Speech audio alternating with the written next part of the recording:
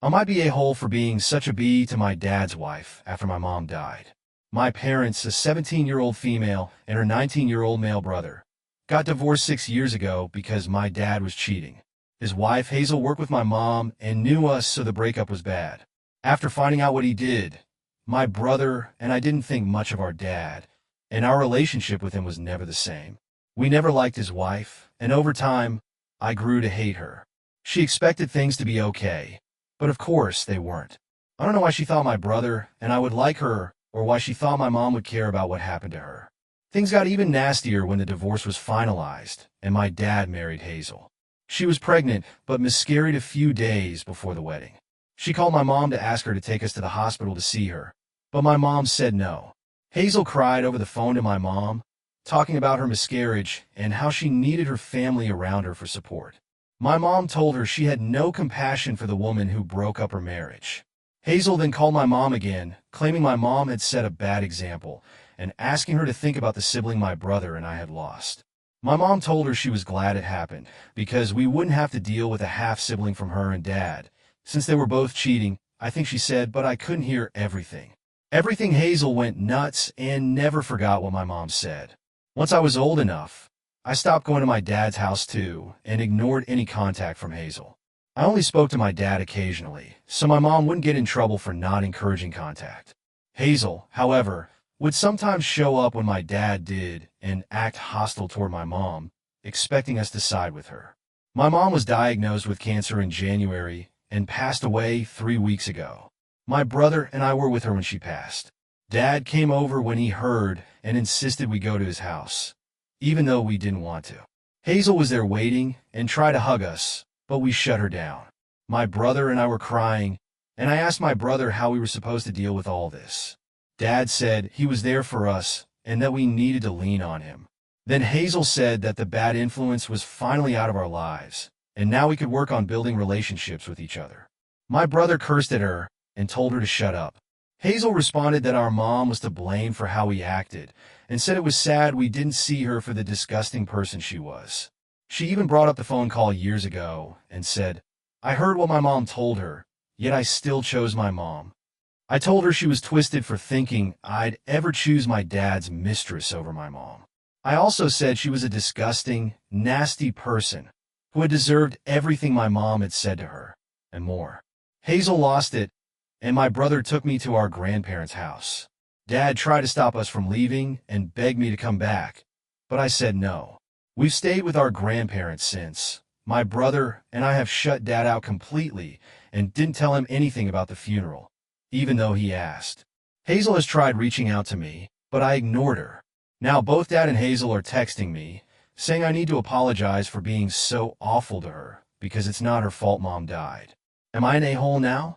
For the top comments, not the a-hole Hazel really said, "I broke up your family, disrespected your mom, and now I'm the victim girl. What audacity is on sale? And she bought the whole shelf.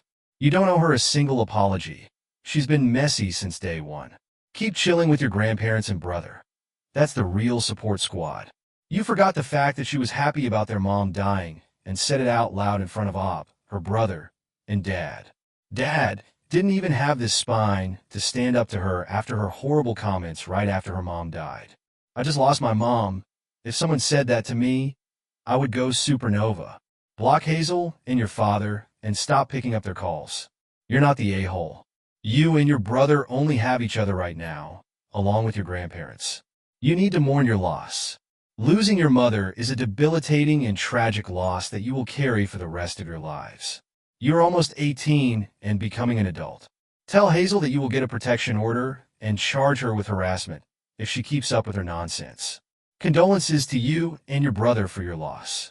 Hazel is nobody to you, your brother, or your family.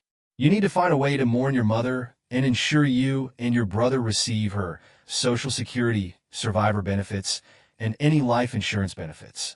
You are both almost adult beneficiaries. If your mother had a will before her passing, make sure it is executed. Seek professional help and consult a lawyer to assist you and your brother in securing your mother's assets from her marriage. Again, you are not the a-hole. And my condolences to you and your brother for your loss. Please get a lawyer and ensure your mother's estate is settled. I am so deeply sorry you have to navigate this loss at such a young age. Please get a good lawyer to review everything and make sure you and your brother are taken care of. It wouldn't shock me if your dad and Hazel try to swoop in to help take care of the assets again. I am so sorry for your loss. Just keep moving forward through the pain. I'd also recommend speaking with a therapist to help you as you go through the stages of grief. Sending you and your brother love. Next story. Am I a hole for not paying to take my son's girlfriend on vacation? I have two sons, 22 and 23, and they both have serious girlfriends. They have been dating for over 2 years. Jordan's girlfriend is an amazing young lady. She has a great head on her shoulders, is sweet, smart, polite, good to my parents, responsible, and balances my son perfectly, and they make a great team. Tyler's girlfriend, on the other hand, is selfish, entitled, manipulative, and dislikes our family. She scares me and the rest of the family and friends with her behavior. Both of my sons are in love and plan to marry these young ladies. I was divorced when both boys were in diapers, so it has been just the three of us for years. We are very close, and we have always traveled together. Jordan's girlfriend has been on 2 trips with us that I paid for. A trip to Vegas for Jordan's 21st and a charity boat poker run on Lake Michigan. Both of these trips involved bars, so Tyler's girlfriend, who was 20 at the time, was not invited. She became angry that she wasn't included. My husband of 2 years and I own a vacation home on a lake. My husband planned a guy's trip for 1 week, but Tyler's girlfriend got irate because she wanted to use the house that same week, the week before she turned to college. Tyler has now informed me that his girlfriend must be invited on all trips, and I will be expected to pay for her, or he won't come. My husband has said she is not welcome at the vacation house until she stops acting so entitled. We were planning a family vacation to the Bahamas for Christmas, for Jordan's request. I canceled a family trip, upgraded my husband to first class in a suite, and decided we'd enjoy the trip without them. Jordan thought the family trip would be miserable with Tyler's girlfriend there, and wanted me to have a good time. Now, Tyler and his girlfriend are furious. Am I an a-hole for not paying to take my future daughter-in-law on vacation? Not at all. This isn't about playing favorites. It's about respecting B's recent behavior. You're not the a-hole. You're not obligated to pay for anyone's vacation. Jordan's girlfriend has shown kindness, responsibility, and appreciation, so including her on trips feels natural. Tyler's girlfriend, on the other hand, has been manipulative and demanding. It's not unreasonable to say no to someone who behaves that way. Honestly, if someone demands to be included or throws a fit when they're not, that's on them. Tyler's ultimatum says more about him than you. He's free to skip trips, but you're free to set the terms for your own vacations. He can make his own decisions, but he doesn't get to dictate yours, and you shouldn't be guilted into funding someone who doesn't even respect you. Amazing on Jordan for pushing to have you enjoy that trip and having the wherewithal to see the obvious problem. No comments other than the entitled girl is so out of touch with reality, it's terrifying. Jordan's response says a lot about his character too. He clearly values family and recognizes what's best for everyone involved. It's a shame Tyler is prioritizing his girlfriend's tantrums over family dynamics. Setting boundaries is essential for long-term harmony. She's not even family yet, and she's already acting like this. LOL, you're not obligated to fund her vacations, especially when she's being so disrespectful to you and your husband. Tyler needs to wake up and realize this is not normal or acceptable behavior from a partner. You did the right thing by setting boundaries. Enjoy that first-class suite. The fact that those kids just expect her to pay is baffling, and they threaten they won't come otherwise. Plus, she wanted to use a house she doesn't own. What a joke. I would have said, I guess we won't be vacationing together then. Next story. Am I a-hole for telling my mom's boyfriend his kids will never be family? Roughly more than a year ago, my mother introduced me to her boyfriend. Since then, my 3 siblings have been introduced to his 3 kids, and our families have been merged. Although we still live in separate homes, his family is over at our house all the time. It's very obvious that he's purposely leaving me and my older siblings out of the family plans. Last year, during Thanksgiving, I was informed only 3 days beforehand that all of his kids, including his adult child, my two younger siblings, and my mother were going to visit our grandparents 6 states away. My older sibling and I were blindsided. We didn't have enough time to pull together funds or arrange time off to join them. When we brought this up to our mom, she simply said, "I guess you can join us next time," and added that she thought we already knew this. This left my sibling and me alone for a week during Thanksgiving. We each ended up going to separate family members' houses, who we don't see often. Both of us were deeply hurt by this incident, and it made us reflect on how many family trips they've had without inviting us or telling us until the day off. We kept our mouths shut until now. With Christmas approaching, we were worried they'd pull the same stunt again. Thankfully, they didn't, but we were told to make sure we got his kids gifts because they're now our siblings. Having to buy gifts for 3 people we aren't even close to really sucked, but my sibling and I begrudgingly did so. Today, I found out that the kids weren't getting any gifts from my siblings, not even the adult child, despite them all having jobs. This really ticked me off, and I ended up lashing out at both my mom and her boyfriend. I told him I didn't care about him or his kids, and that if he wants to play family, he's doing a terrible job acting like a father. He retorted that he doesn't need to share his life with adult kids, and that, to him, we're just part of my mom's past. I'll admit I got nasty after that. I told him his kids were baggage, and that my mom didn't need more children to deal with. I said I'd never look at his spoiled brats, his family. My mom started crying, and her boyfriend screamed at me to leave, so I did. I'm currently staying at a friend's place, but I'm wondering if I went too far. I don't care if I was an a-hole to her boyfriend. I already know that part. But was I an a-hole to my mom? I just want her to remember she still has 2 kids who see her as their mother, and she can't just forget about us because her boyfriend won't acknowledge us. Edit. I'm 20, and my older sibling is 17. I only refer to them as older because they're older than my 2 younger siblings, who are both under 10. I pay half the rent and household expenses at my mom's house. Without my contributions, we wouldn't have a roof over our heads, as I'm sure everyone knows how expensive it is to live independently right now, let alone with 3 kids. I plan to go back home and understand that her boyfriend can't kick me out of the house where my name is on the lease. For now, I'm cooling off. I just wanted to clarify some things for everyone. Now for the top comments. Not the a-hole, but your mom needs a reality check. Me and my sibling were blindsided. We didn't have enough time to pull together funds or time off to join them. We brought this help to our mom, and she simply said she guesses we can join the next time, and she thought we knew that. Left us alone for a week during Thanksgiving. Your mom is being pretty cold-hearted here. My sibling and I begrudgingly did so. We don't remember how it got brought up, but today I found out his kids weren't getting any of my siblings' gifts, not even the adult, despite them all having jobs.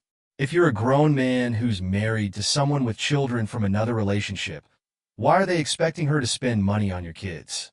Are there no other options than for her or him? This really ticked me off, and I ended up lashing out at both of them, specifically my mother's boyfriend. I told him that I don't care about him or his kids, but if he wants to play family, he's doing a terrible job acting like a father. You're absolutely right in your assessment here. You have every right to be angry and upset. Your mom has abandoned her children for this man, who doesn't even acknowledge them as such.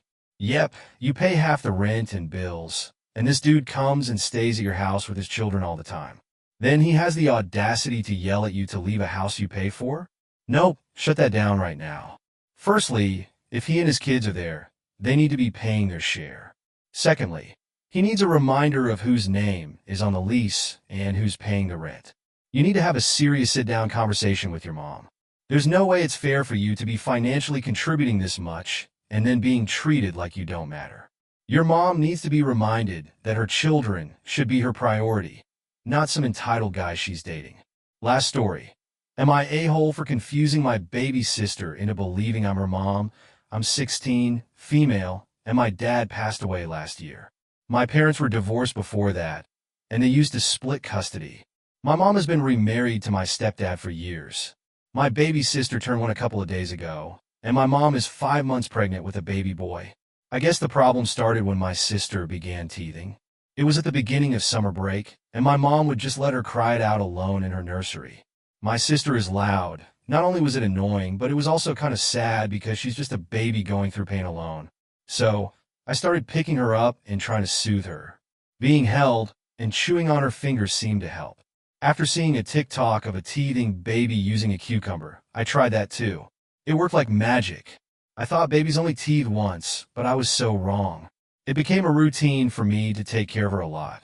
Mom didn't seem to care as long as she wasn't crying, and I actually liked hanging out with her. It wasn't 24/7, obviously.